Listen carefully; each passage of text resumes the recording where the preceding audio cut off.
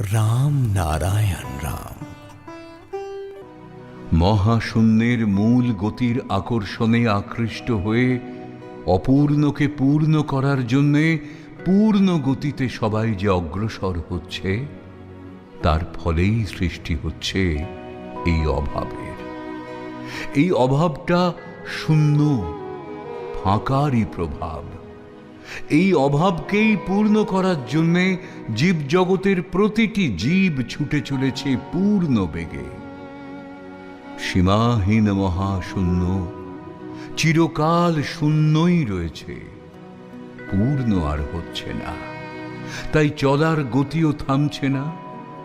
আবার সমস্ত বস্তুকে বিচার করতে গেলে সমস্ত বস্তু পূর্ণত্বে পূর্ণ হয়ে রয়েছে।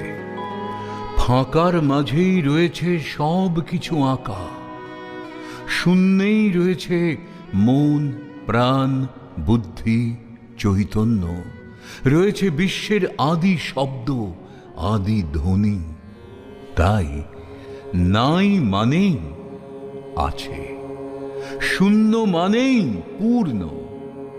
এমনি খুঁজতে গেলে কোনো কিছুকেই খুঁজে পাওয়া যায় না।